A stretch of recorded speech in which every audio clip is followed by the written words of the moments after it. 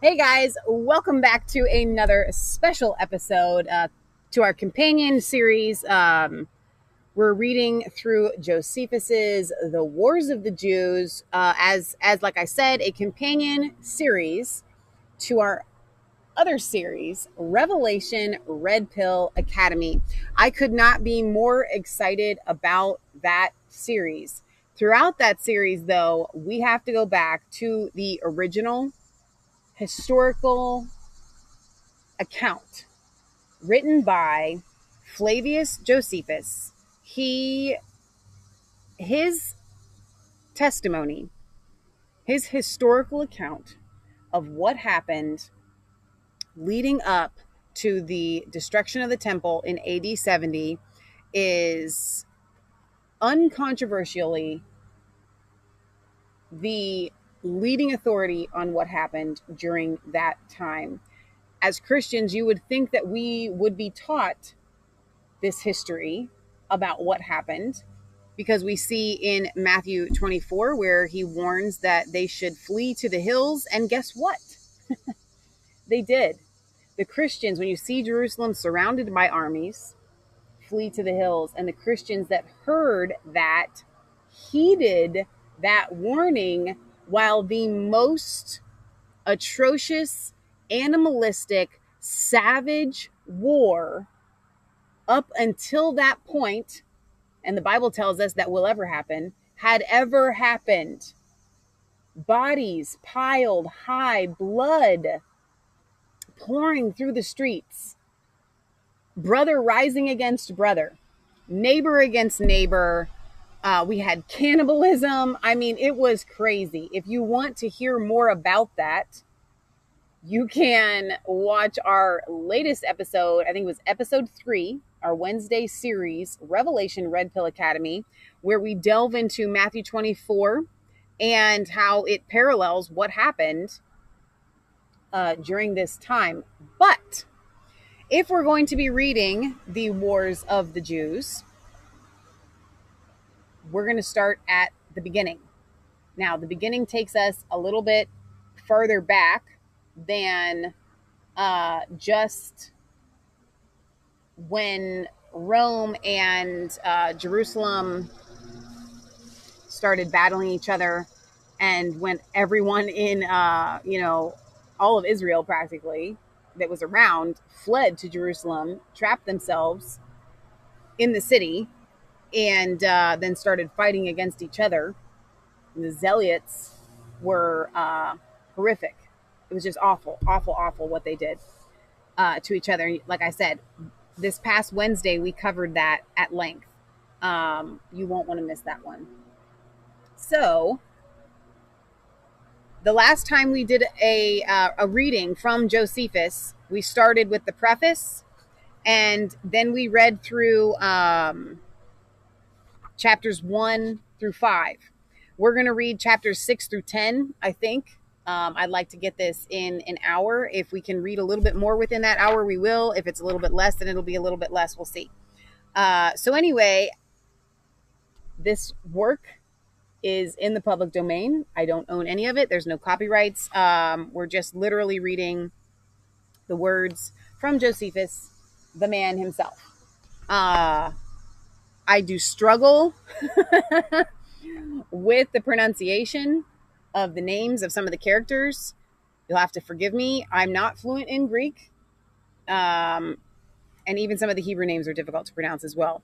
So I think that as we continue to read, I'm going to get better at it. So bear with me and please be patient. Without further ado, if you're listening to this on our podcast and you have come here just for the reading of Josephus's Wars of the Jews, I'm glad that you're here. I think I do an okay job. I think you can pay attention and follow along. But for this being part of our companion series of Revelation Red Pill Academy, I am going to use inflections rather than stopping. I'm really going to try not to stop to expound on the things written for what I want to stand out to you. So I will just be using inflection for those things rather than interrupting the great works of Josephus. If there are things that you don't understand or you have questions about, please feel free to leave them in the comment section, and we will do our very best to answer those.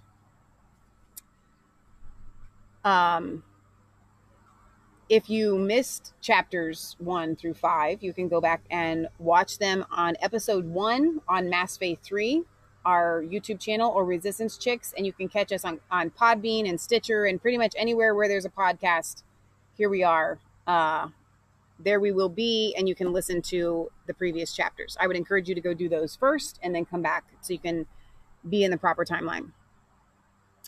The preface to chapter 6 says, when Hyrcanus, who was Alexander's heir, receded from his claim to the crown, Aristobulus is made king, and afterward the same Hyrcanus, by the means of Antipater, is brought back by Aretas. At last Pompey is made the arbiter of the dispute between the brothers. Now, Hyrcanus was heir to the kingdom, and to him did his mother commit it before she died. But Aristobulus was superior to him in power and magnanimity. And when there was battle between them to decide the dispute about the kingdom near Jericho, the greatest part deserted Hyrcanus and went over to Aristobulus. But Hyrcanus, with those of his party who stayed with him, fled to Antonia and got into his power the hostages that might be for his preservation, which were Aristobulus's wife with her children. But they came to an agreement before things should come to extremities that Aristobulus should be king and Hyrcanus should resign that up, but retain all the rest of his dignities as being the king's brother. Hereupon they were reconciled to each other in the temple and embraced one another in a very kind manner while the people stood around about them. They also changed their houses, while Aristobulus went to the royal palace and Hyrcanus retired to the house of Aristobulus. Now, those other people who were at variance with Aristobulus were afraid upon his expectedly obtaining the government, and especially this concerned Antipater, whom Aristobulus hated of old. He was by birth an Idumean and one of the principal of that nation on account of his ancestors and riches and other authority to him belonging. He also persuaded Hyrcanus to fly to Aretas, the king of Arabia, and to lay claim to the kingdom. As also he persuaded Aretas to receive Hyrcanus and to bring him back to his kingdom. He also cast reproaches upon Aristobulus as to his morals and gave great commendations to Hyrcanus, and exhorted Aretas to receive him, and told him how becoming a thing it would be for him, who ruled so great a kingdom, to afford his assistance to such as are injured, alleging that Hyrcanus was treated unjustly by being deprived of that dominion which belonged to him by the prerogative of his birth. And when he had predisposed them both to do what he would have them, he took Hyrcanus by night and ran away from the city, and continuing his flight with great swiftness, he escaped to the place called Petra, which is the royal seat of the king of Arabia, where he put Hyrcanus into Aretas's hands, and by discoursing much with him and gaining upon him with many presents, he prevailed with him to give him an army that might restore him to his kingdom. This army consisted of 50,000 footmen and horsemen, against which Aristobulus was not able to make resistance, but was deserted in his first onset and was driven to Jerusalem. He also had been taken at first by force, if Scaurus, the Roman general, had not come and seasonably interposed himself and raised the siege. This Scaurus was sent into Syria from Armenia by Pompey the Great, when he fought against Tigranes. So Scaurus came to Damascus, which had been lately taken by Metellus and Lollius, and caused them to leave the place. And upon his hearing how the affairs of Judea stood, he made haste thither as to a certain booty. Part 3 of chapter 6. As soon, therefore, as he was come into the country, there came ambassadors from both the brothers, each of them desiring his assistance. But Aristobulus's 300 talents had more weight with him than the justice of the cause, which sum, when Scaurus had received, he sent a herald to Hyrcanus and to the Arabians, and threatened them with the resentment of the Romans and of Pompey, unless they would raise the siege. So Aretas was terrified and retired out of Judea to Philadelphia, as did Scaurus return to Damascus again. Nor was Aristobulus satisfied with escaping out of his brother's hands, but gathered all his forces together and pursued his enemies, and fought them at a place called Papyron, and slew above 6,000 of them, and together with them Antipater's brother Phalion. Part 4 of chapter 6. When Hyrcanus and Antipater were thus deprived of their hopes from the Arabians, they transferred the same to their adversaries, and because Pompey had passed through Syria and was come to Damascus, they fled to him for assistance, and without any bribes, they made the same equitable pleas that they had used to Aretas, and besought him to hate the violent behavior of Aristobulus, and to bestow the kingdom upon him to whom it justly belonged, both on account of his good character and on account of his superiority in age.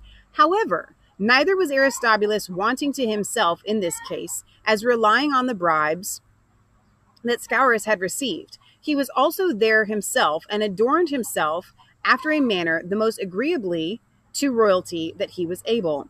But he soon thought it beneath him to come in such a servile manner, and could not endure to serve his own ends in a way so much more abject than he was used to. So he departed to Diospolis. So the note here, and I forgot to say that I would be reading these. This was translated by William Whiston, and he was a Christian, and he has notes at the bottom explaining certain things, and I do want to read those to you guys. The first one is, this Antipater, the father of Herod the Great, was an Idumean, as Josephus affirms here. The second one says, in relation to the bribes that we just read about, without any bribes, they made the same equitable pleas. It says, it is somewhat probable, as Haverkamp supposes, and partly Spanheim also, that the Latin copy is here the truest. Now, remember, we read that in the preface, how he had written these original copies and so on and so forth. So that's what they're talking about here. The Latin copy here is the truest, that Pompey did take the many presents offered him by Hyrcanus, as he would have done the others from Aristobulus, although his remarkable abstinence from the 2,000 talents that were in the Jewish temple when he took it a little afterward will hardly permit us to desert the Greek copies, all which agree that he did not take them. Part 5 of chapter 6, book 1. At this, his behavior, Pompey had great indignation. Hyrcanus also and his friends made great intercession to Pompey. So he took not only his Roman forces, but many of his Syrian auxiliaries, and marched against Aristobulus. But when he had passed by Pella and Scythopolis, and was come to Corea, where you enter into the country of Judea, when you go up to it through the Mediterranean parts, he heard that Aristobulus was fled to Alexandrium, which is a stronghold, fortified with the utmost magnificence, and situated upon a high mountain. And he sent to him and commanded him to come down. Now, his inclination was to try his fortune in a battle, since he was called in such an imperious manner, rather than to comply with that call. However, he saw the multitude were in great fear, and his friends exhorted him to consider what power of the Romans was, and how it was irresistible. So he complied with their advice and came down to Pompey. And when he had made a long apology for himself and for the justness of his cause in taking the government, he returned to the fortress. And when his brother invited him again to plead his cause, he came down and spoke about the justice of it, and then went away without any hindrance from Pompey. So he, as between hope and fear. And when he came down, it was to prevail with Pompey and to allow him the government entirely. And when he went up to the citadel, it was that he might appear to debase himself too low. However, Pompey commanded him to give up his fortified places, and forced him to write to every one of their governors to yield them up. They, having had this charge given them, to obey no letters, but what were of his own handwriting, accordingly he did what he was ordered to do, but he had still an indignation of what was done, and retired to Jerusalem and prepared to fight with Pompey. Part 6 of chapter 6. But Pompey did not give him to make him give him time to make any preparations for a siege, but followed him at his heels, and he was also obliged to make haste in his attempt by the death of Mithridates, of which he was informed about Jericho. Now, here is the most fruitful country in Judea, which bears a vast number of palm trees, besides the balsam tree, whose sprouts they cut up with sharp stones, and at the incisions they gather the juice which drops down like tears. So Pompey pitched his camp in that place one night, and then hastened away the next morning to Jerusalem. But Aristobulus was so affrighted at his approach that he came and met him by the way of supplication. He also promised him money, and that he would deliver up both himself and the city into his disposal. And thereby he mitigated the anger of Pompey. Yet did not he perform any of the conditions he had agreed to, for Aristobulus's party would not so much as admit Gabinius into the city, who was sent to receive the money that he promised. Chapter 7, how Pompey had the city of Jerusalem delivered up to him, but took the temple by force, how he went into the Holy of Holies, as also what were his other exploits in Judea. Part 1. At this treatment, Pompey was very angry and took Aristobulus into custody. And when he was come to the city, he looked about where he might make his attack. For he saw the walls were so firm that it would be hard to overcome them, and that the valley before the walls was terrible, and that the temple, which was within that valley, was itself encompassed with a very strong wall, insomuch that if the city were taken, the temple would be a second place of refuge for the enemy to retire to. Part 2. Now, as he was long in deliberating about this matter, a sedition arose among the people with the city.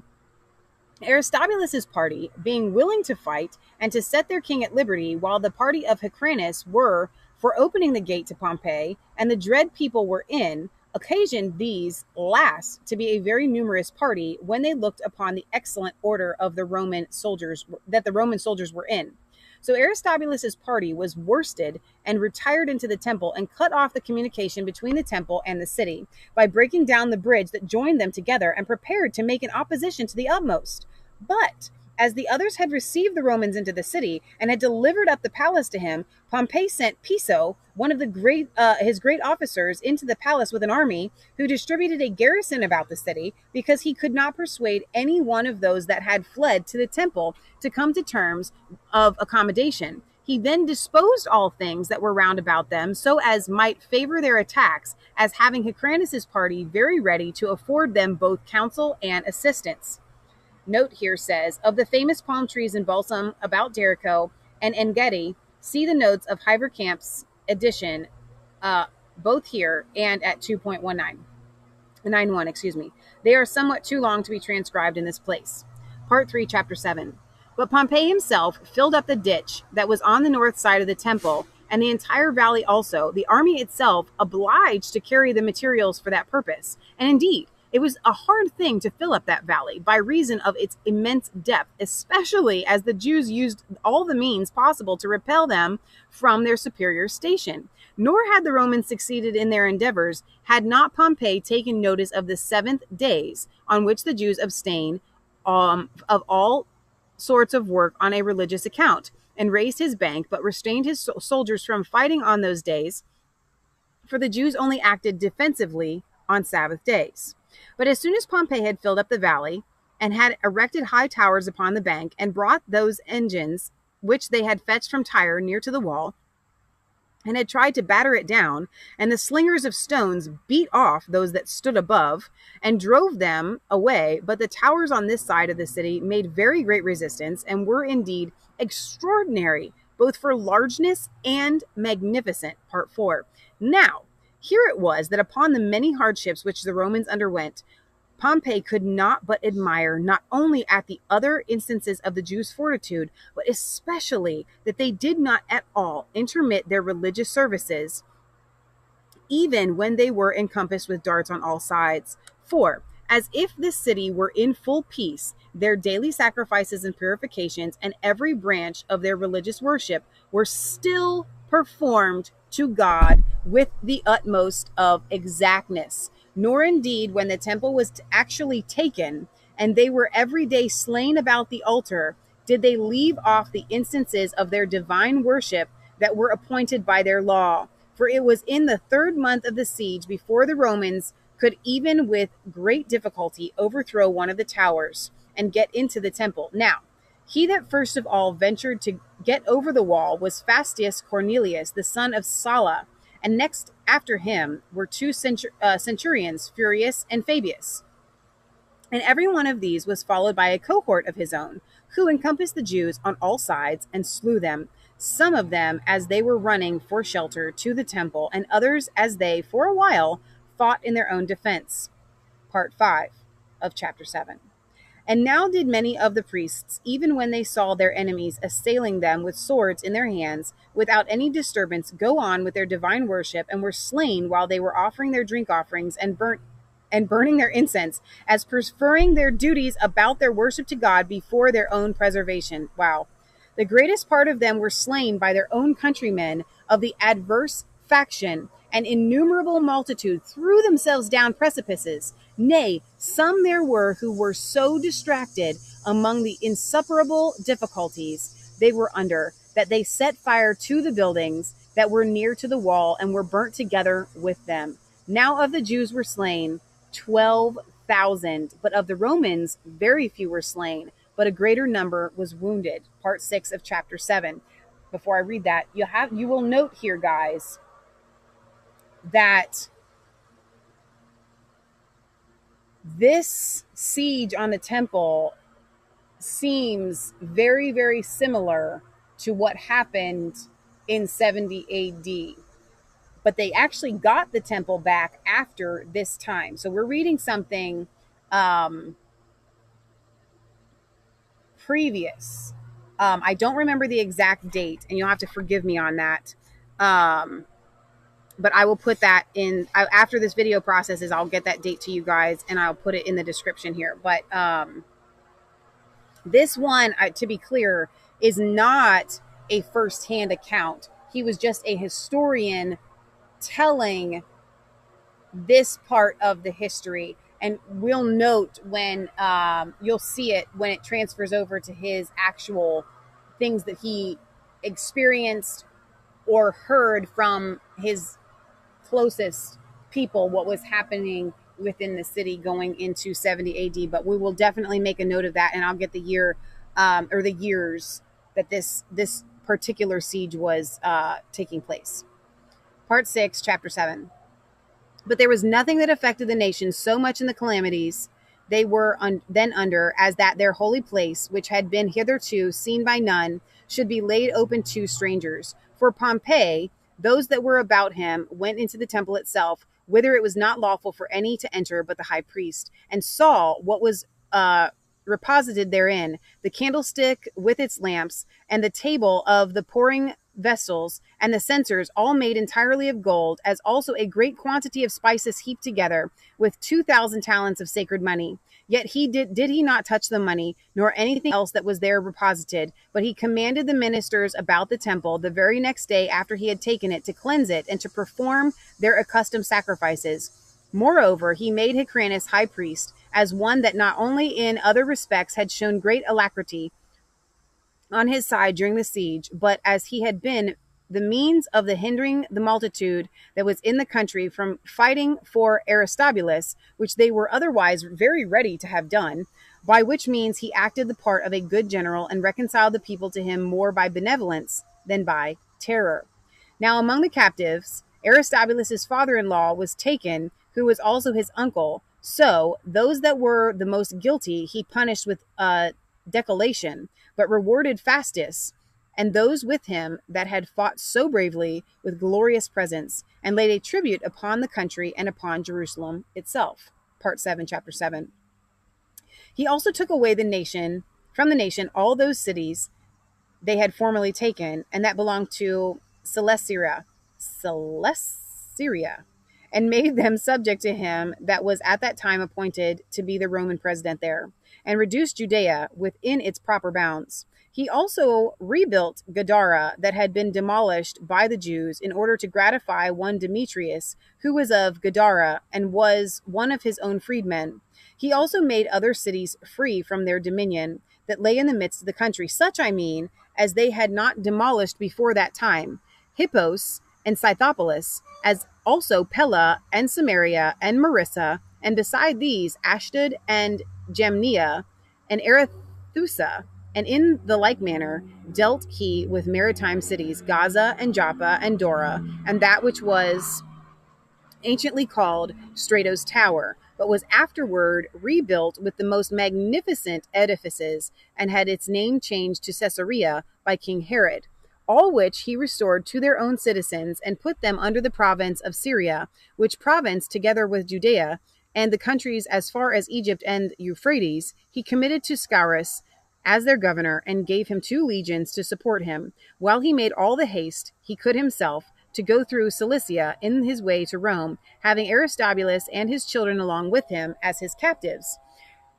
They were 2 daughters and 2 sons, the one of which sons Alexander ran away as he was going, but the younger Antigonus with his sisters were carried to Rome. Chapter 8. Alexander, the son of Aristobulus, who ran away from Pompey, makes an expedition against Tyrannus, but being overcome by Gabinus, he delivers up the fortresses to him. After this, Aristobulus escapes from Rome and gathers an army together, but being beaten by the Romans, he is brought back to Rome, with other things relating to Gabinius, Crassus, and Cassius. Part 1. In the meantime, Scaurus made an expedition into Arabia, but was stopped by the difficulty of the place about Petra. However, he laid waste the country about Pella, though even there he was under great hardship, for his army was afflicted with famine. In order to supply which want, Hyrcanus afforded him some assistance, and sent him provisions by the means of Antipater, whom also Scaurus sent to Aretas, as one well acquainted with him, to induce him to pay him money to buy him peace. The king of Arabia, complied with the proposal and gave him 300 talents, upon which Scaurus drew his army out of Arabia. Part 2. But as for Alexander, that son of Aristobulus, who ran away from Pompey, in some time he got a considerable band of men together, and lay heavy upon Hyrcanus, and overran Judea, and was likely to overturn him quickly. And indeed, he had come to Jerusalem, and had ventured to rebuild its wall, that was overthrown and torn down by Pompey, had not Gabinius, who was sent as successor to Scaurus into Syria, shown his bravery, as in many other points, so in making expedition against Alexander, who, as he was afraid that he would attack him, so he got together a large army composed of 10,000 armed footmen and 1,500 horsemen. He also built walls about proper places, Alexandrium and Hyrcanium and Machaerus, that lay upon the mountains of Arabia. I want to stop there and go back and read some of these notes here. The coin of this Gadara still extant, with its date from this era, is a certain evidence of this its rebuilding by Pompey, as Spanheim here assures us. Then it says, take the light attestation to the truth of this submission. Submission of Aretas, king of Arabia, to Scaurus the Roman general, in the words of Dean Aldrich. Quote, hence, says he, is derived that old and famous denarius belonging to the Emlian family, represented in Haverkamp's edition, wherein Aretas appears in a posture of supplication, and taking hold of a camel's bridle with his left hand, and with his right hand presenting a branch of frankincense tree with its inscription M. Scaurus XSC, and beneath Rex or REX Aretas. Part 3 of Chapter 8. However, Gabinius sent before him Marcus Antonius, and followed himself with his whole army. But for the select body of soldiers that were about Antipater, and another body of Jews under the command of Malichus and Pithilus, these joined themselves to those captains that were about Marcus Antonius, and met Alexander, to which body Gabinius with his main army soon afterward. And as Alexander was not able to sustain the charge of the enemy's forces, now they were joined, he retired. But when he was come near to Jerusalem, he was forced to fight, and lost 6,000 men in battle, 3,000 of whom fell down dead, and 3,000 were taken alive. So he fled with the remainder to Alexandrium. Part 4. Now, when Gabinius was come to Alexandrium, because he found a great many there encamped, he tried by promising them pardon for their former offenses, to induce them to come over to him before it came to a fight. But when they would hearken to no terms of accommodation, he slew a great number of them and shut up a great number of them in the citadel. Now Marcus Antonius, their leader, signalized himself in this battle, who, as he always showed great courage, so did he never show it so much as now. But Gabanius, leaving forces to take the citadel, went away himself and settled the cities that had not been demolished, and rebuilt those that had been destroyed.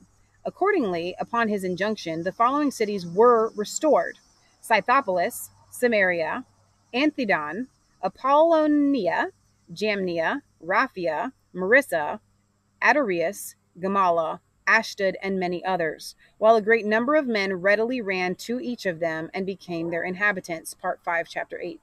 When Gabanius had taken care of these cities, he returned to Alexandrium and pressed on the siege. So when Alexander despaired of ever obtaining the government, he sent ambassadors to him and prayed him to forgive what he had offended him in, and gave up to him the remaining fortresses, Hicranium and Machaerus, as he put Alexandrium into his hands afterwards, all which Gabanius demolished, in the persuasion of Alexander's mother, that they might not be receptacles of men in a second war. She was not here, in order to mollify Gabanius out of her concern for her relations that were captives at Rome, which were her husband and other children. After this, Gabanius brought Hyrcanus to Jerusalem and committed the care of the temple to him, but ordained the political government to be by an aristocracy. He also parted the whole nation into 5 conventions, assigning one portion to Jerusalem, another to Gadara, that another should belong to Amathus, a fourth to Jericho, and should a 5th division was allotted to Sepphoris, a city of Galilee. So the people were glad to be thus freed from the monarchical government and were governed for the future by an aristocracy. Part 6. Yet did Aristobulus afford a new foundation for other disturbances. He fled away from Rome and got together again many of the Jews that were desirous of a change, such as had borne an affliction to him of old. And when he had taken Alexandrium in the first place, he attempted to build a wall about it. But as soon as Gabanius had sent an army against him under Sisenna, Antonius, and Servilius, he was aware of it and retreated to Machaerus. And as for the unprofitable multitude, he dismissed them and only marched on with those that were armed, being to the number of 8,000, among whom was Pithilus, who had been lieutenant of Jerusalem, but deserted to Aristobulus with 1,000 of his men. So the Romans followed him, and when it came to battle, Aristobulus's party for a long time fought courageously, but at length were overborne by the Romans, and of them 5,000 fell dead, and about 2,000 to a certain little hill. But the 1,000 that remained with Aristobulus broke through the Roman army and marched together to Machaerus. And when the king had lodged the first night on its ruins, he was in hopes of raising another army, if the war would but cease a while. Accordingly, he fortified that stronghold, though it was done after a poor manner. But the Romans, falling upon him, he resisted, even beyond his abilities, for 2 days, and then was taken and brought a prisoner to Gabanius, with Antigonus his son, who had fled away together with him from Rome. And from Gabanius he was carried to Rome again. Wherefore the Senate put him under confinement, but returned his children back to Judea, because Gabanius informed them by letters that he had promised Aristobulus's mother to do so, for her delivering the fortress up to him. Part 7. But now, as Gabanius was marching to the war against the Parthians, he was hindered by Ptolemy, whom, upon his return from Euphrates, he brought back into Egypt, making use of Hyrcanus and Antipater to provide everything that was necessary for this expedition. For Antipater furnished him with money and weapons, and corn and auxiliaries. And he also prevailed with the Jews that were there, and guarded the avenues of Pelusium to let them pass. But now, upon Gabanius' absence, the other part of Syria was in motion, and Alexander, the son of Aristobulus, brought the Jews to revolt again. Accordingly, he got together a very great army and set about killing all the Romans that were in the country. Hereupon Gabanius was afraid, for he was come back already out of Egypt and obliged to come back quickly by these tumults, and sent Antipater, who prevailed with some of the revolters to be quiet. However, 30,000 still continued with Alexander, who was himself eager to fight also. Accordingly, Gabanius went out to fight, when the Jews met him, and as the battle was fought near Mount Tabor, 10,000 of them were slain. and the rest of the multitude dispersed themselves and fled away. So Gabanius came to Jerusalem and settled the government as Antipater would have it. Thence he marched and fought and beat the Nabateans. As for Mithridates or Orsanis, who fled out of Parthia, he sent them away privately, but gave it out among the soldiers that they had run away. Part 8. In the meantime, Crassus came as successor to Gabanius in Syria. He took away all the rest of the gold belonging to the temple of Jerusalem in order to furnish himself for his expedition against the Parthians. He also took away the 2,000 talents which Pompey had not touched. But when he had passed over Euphrates, he purchased himself and his army with him, concerning which affairs this is not a proper time to speak of more largely. Part 9. But now Cassius, after Crassus, put a stop to the Parthians who were marching in order to enter Syria.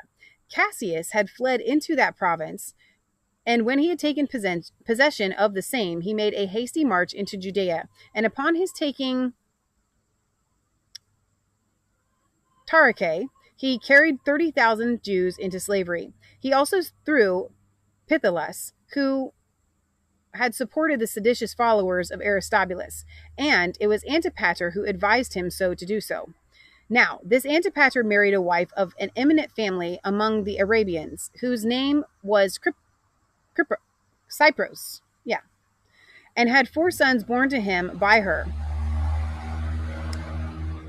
Phasaelus and Herod, who was afterwards king, and besides Joseph and Pheroras, and he had a daughter whose name was Salome.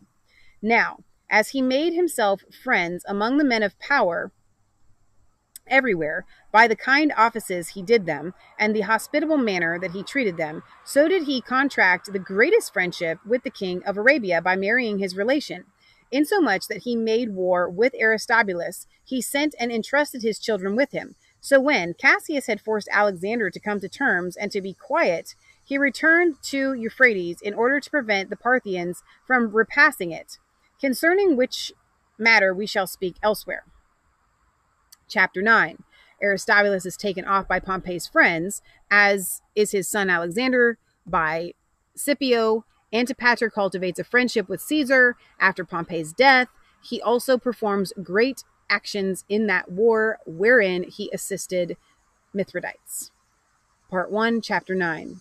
Now upon the fight of Pompey and of the Senate beyond the Ionian Sea, Caesar got Rome and the empire under his power and released Aristobulus from his bonds. He also committed 2 legions to him and sent him in haste into Syria, as hoping that by his means he should easily conquer that country and the parts adjoining to Judea. But envy prevented any effect of Aristobulus' alacrity and the hopes of Caesar, for he was taken off by poison given him by those of Pompey's party, and for a long while he had not so much as a burial vouchsafed him in his own country, but his dead body lay above ground, preserved in honey, until it was sent to the Jew by Antony, in order to be buried in the royal sepulchres.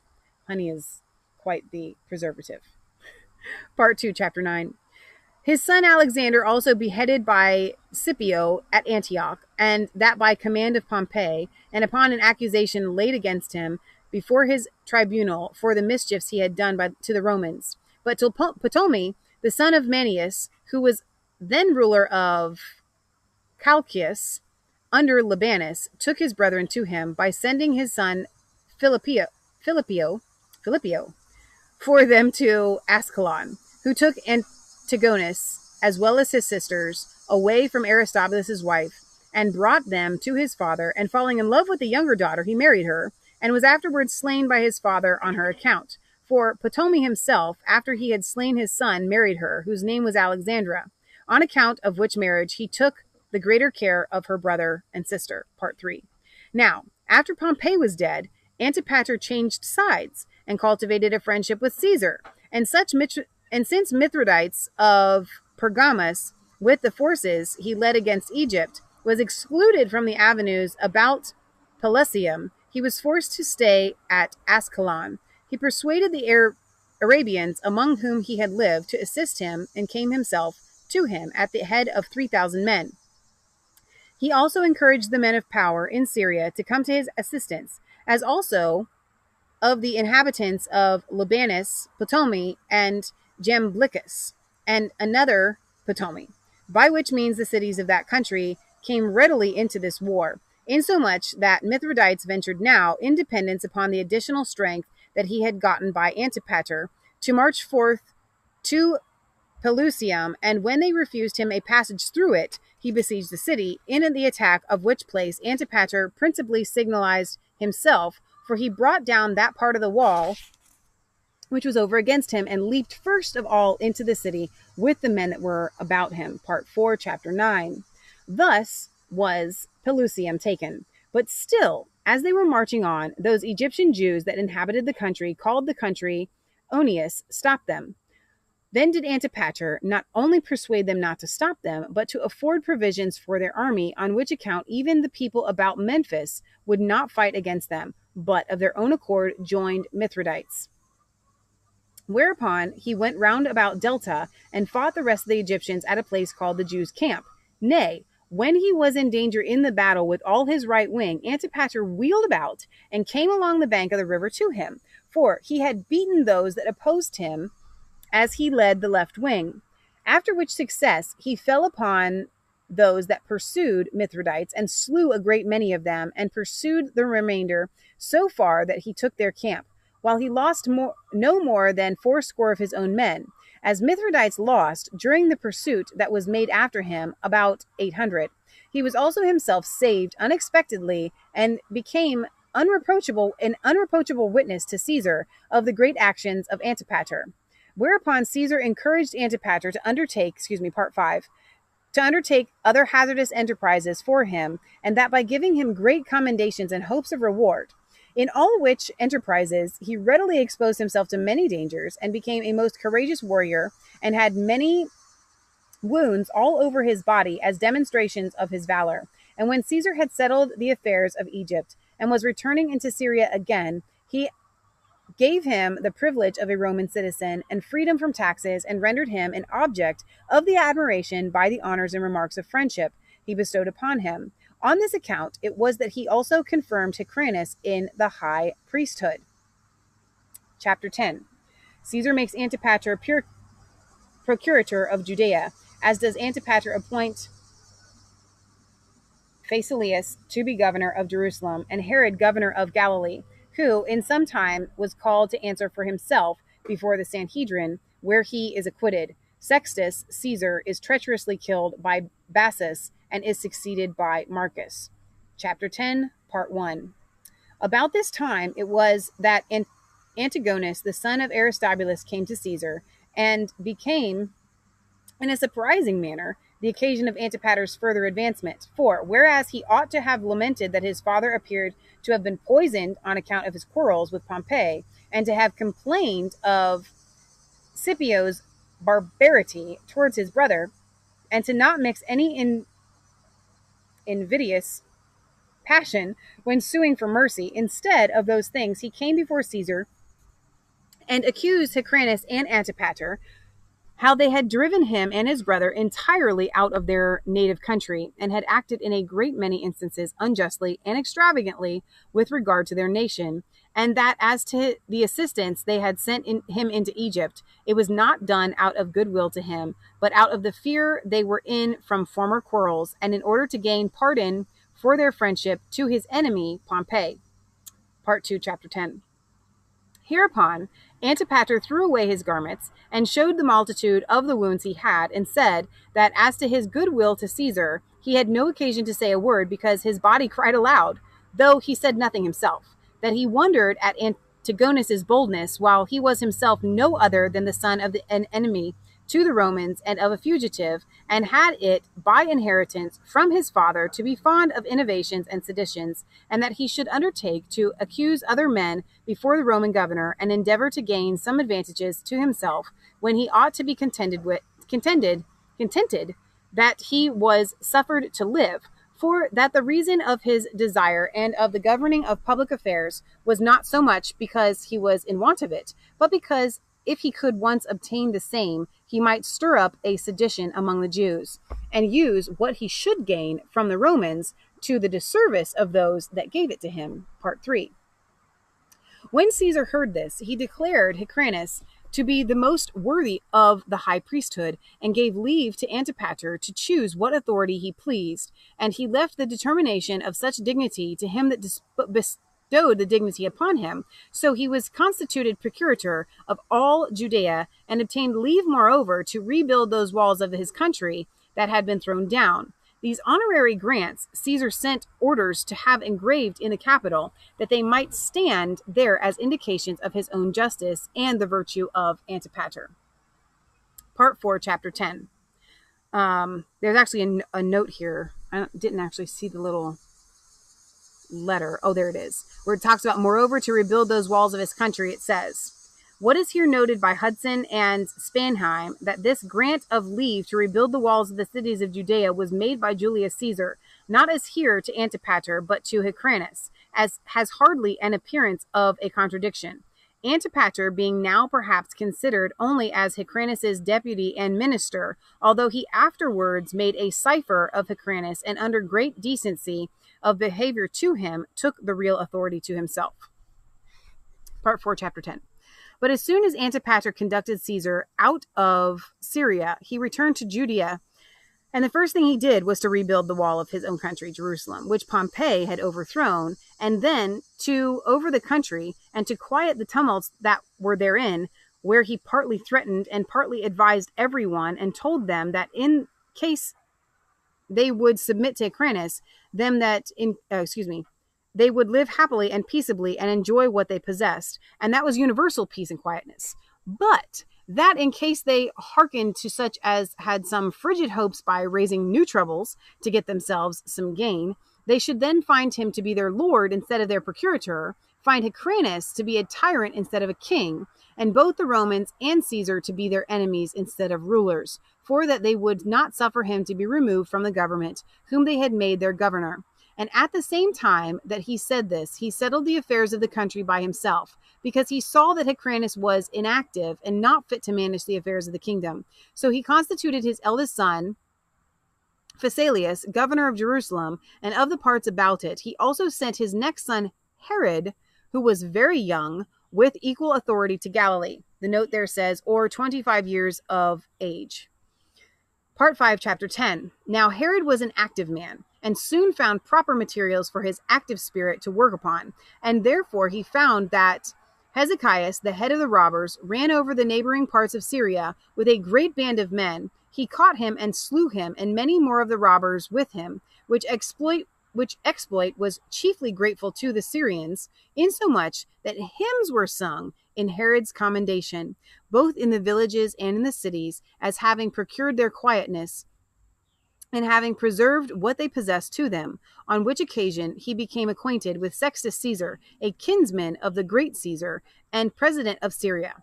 A just emulation of his glorious actions excited Phasaelus,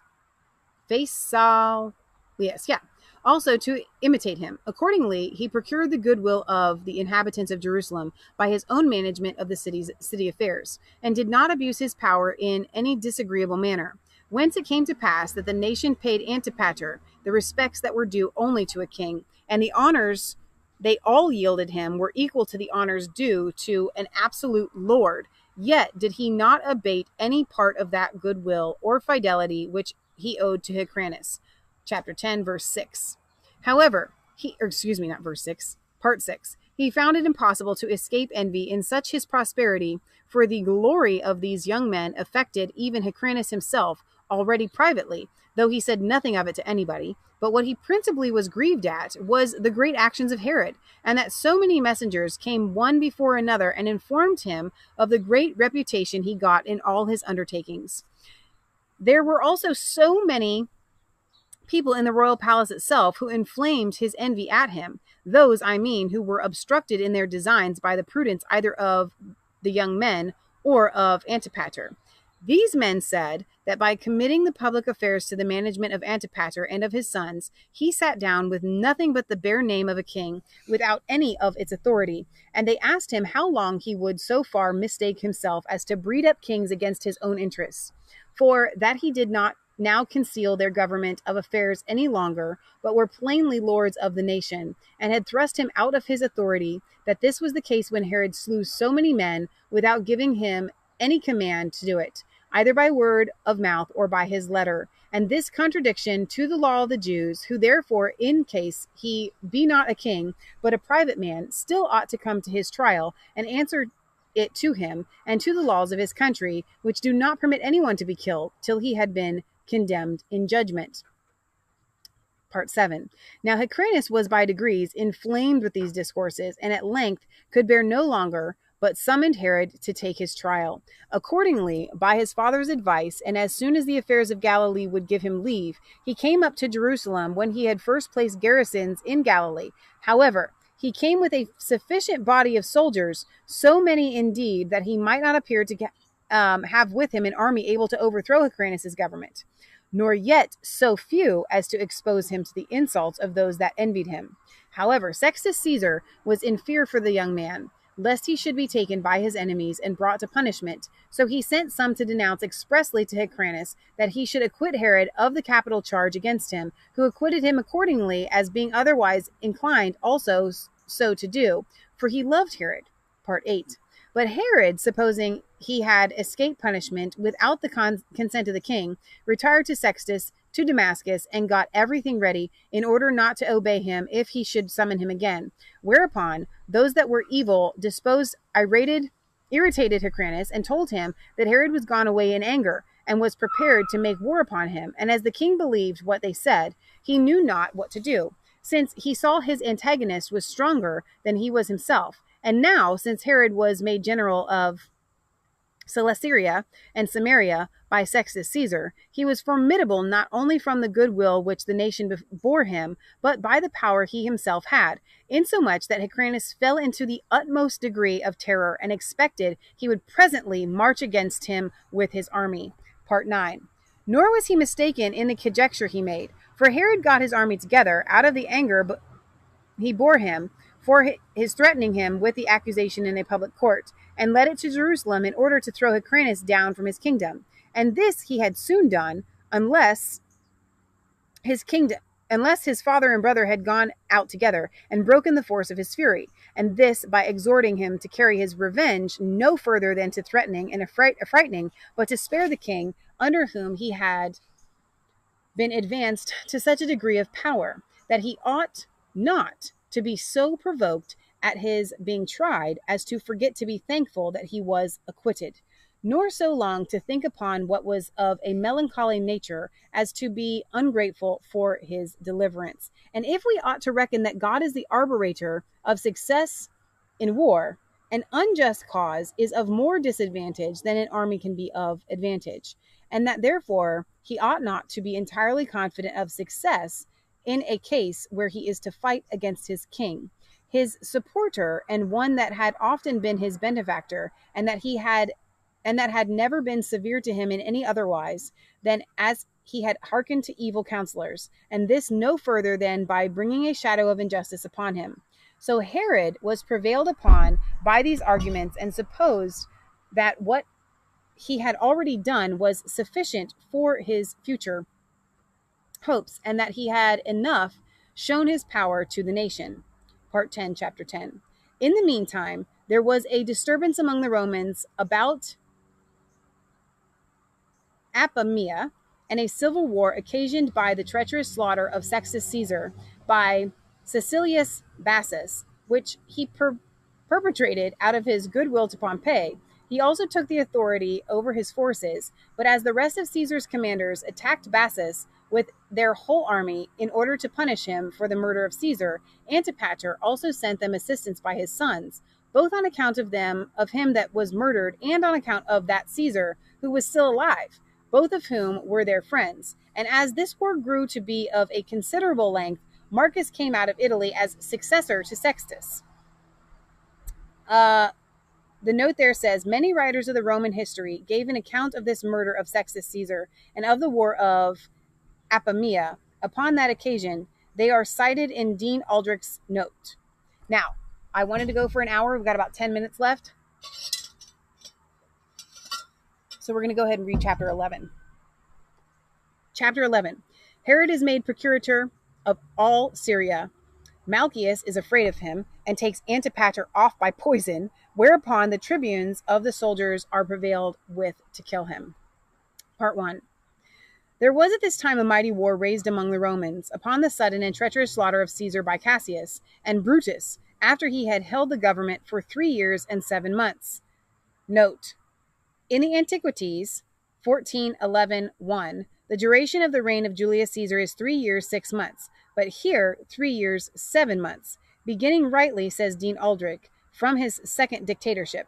It is probable that the real duration might be 3 years and between 6 and 7 months. That makes sense. Upon this murder, there were very great agitations, and the great men were mightily at difference with one another.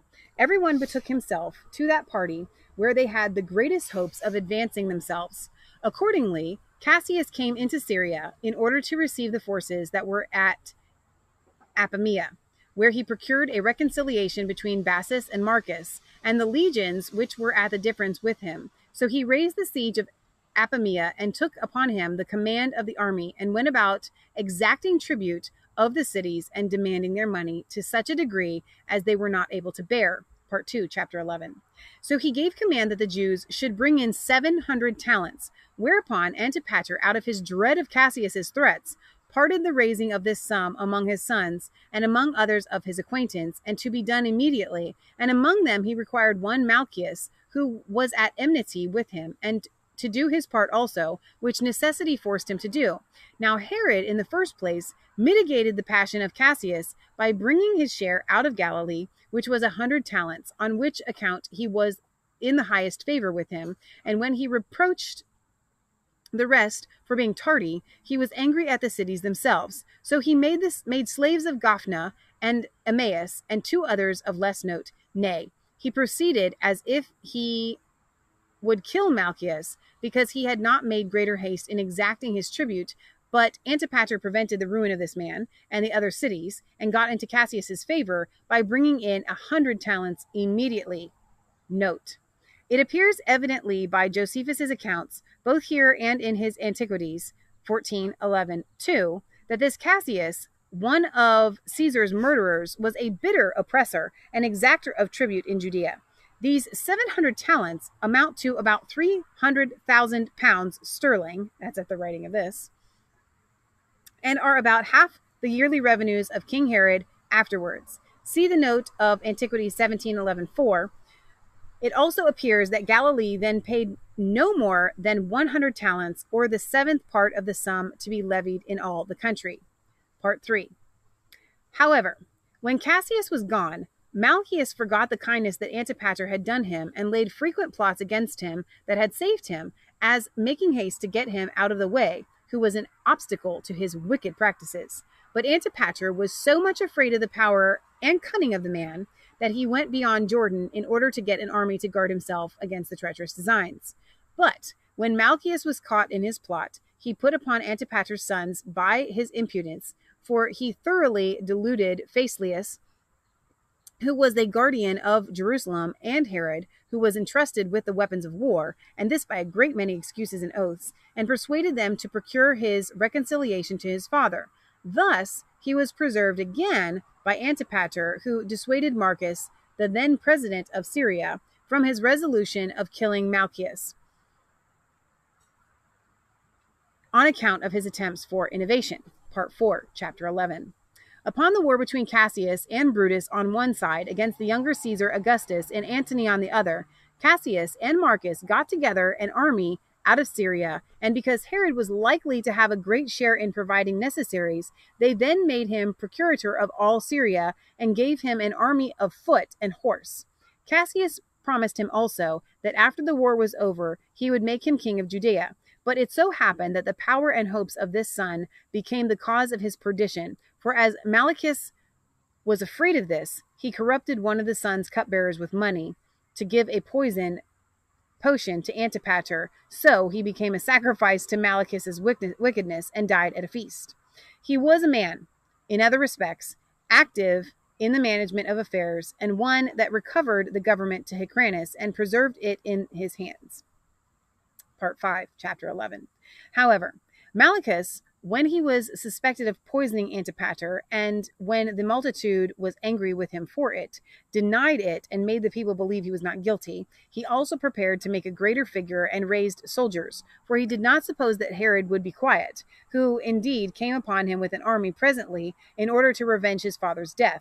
But upon hearing the advice of his brother Phasaelus, not to punish him in an open manner, lest the multitude should fall into sedition, he admitted of Malchus's apology and professed that he cleared him of the suspicion. He also made a pompous funeral for his father.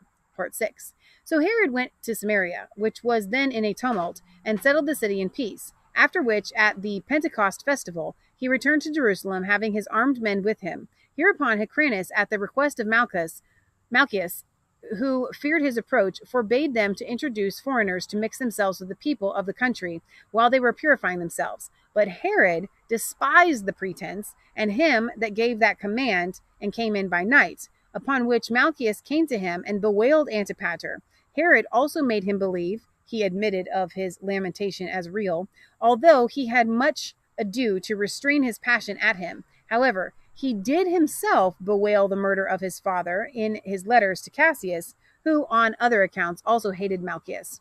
Cassius sent him word back that he should avenge his father's death upon him, and privately gave order to the tribunes that were under him that they should assist Herod in a righteous action he was about. And because, Part 7, and because upon the taking of Laodicea by Cassius, the men of power were gotten together from all quarters with presents and crowns in their hands, Herod allotted this time for the punishment of Malchus. When Malchus suspected that, as was at Tyre, he resolved to withdraw his son privately from among the Tyrians, who was a hostage there, while he got ready to fly away to Judea. The despair he was in of escaping excited him to think of greater things, for he hoped that he should raise the nation to a revolt from the Romans, while Cassius was busy about the war against Antony, and that he should easily dispose Hyrcanus and get the crown for himself. Part 8, Chapter 11. But fate laughed at the hopes he had, for Herod foresaw what he was so zealous about, and invited both Hyrcanus and him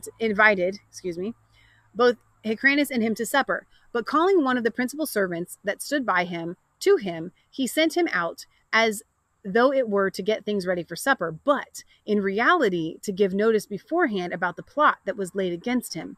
Accordingly, they called to mind what orders Cassius had given them, and went out of the city with their swords in their hands upon the seashore, where they encompassed Malchus round about him and killed him with many wounds. Upon which Hyrcanus was immediately affrighted, till he swooned away, and fell down at the surprise he was in, and it was with difficulty that he was recovered when he asked who it was that had killed Malchus. And when one of the tribunes replied that it was done by the command of Cassius, "Then," said he, "Cassius hath saved both me and my country, by cutting off one that was laying plots against them both." Whether he spoke according to his own sentiments, or whether his fear was such that he was obliged to commend the action by saying so, is uncertain. However, by this method, Herod inflicted punishment upon Malchus. End of Chapter 11, Book 1, Josephus's Wars of the Jews. Again, I know that all of this is a mouthful, and some of it is a little bit difficult to follow. But I think that it's important, like I said last time, that we start at the beginning and keep moving forward. It would have been much easier to just start at where everything kind of starts to get really fascinating. However, this foundation is so important because it will lead up to the characters like Nero and Titus, and you'll have a greater feel, and Josephus himself, a greater feel for what led up to this moment, what was happening until then. So I hope that you're with me. I hope that you're somewhat enjoying our reading of Josephus's The Wars of the Jews. Don't forget, this is all as a part of our this is a companion series to our Revelation Red Pill Academy on Wednesdays, which is far, far, far more exciting than this.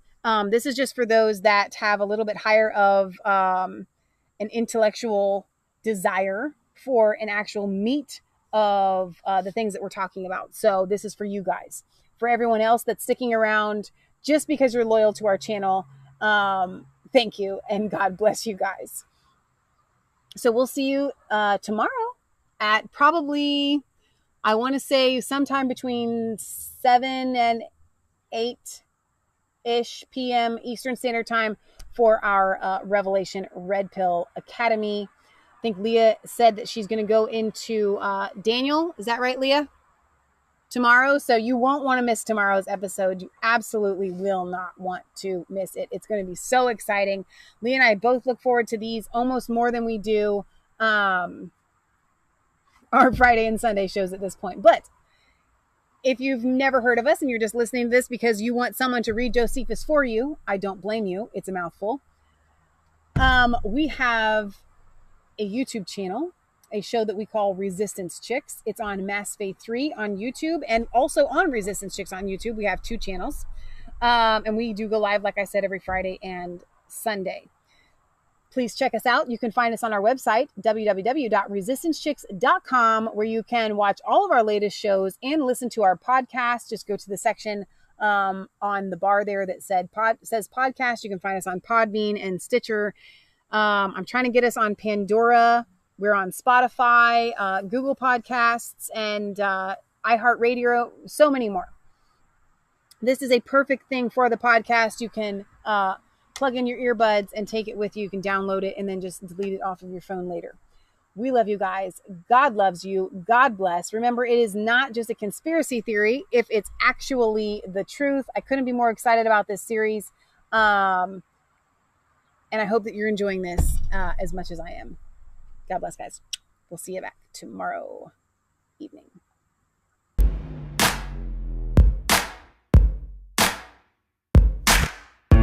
I was cold.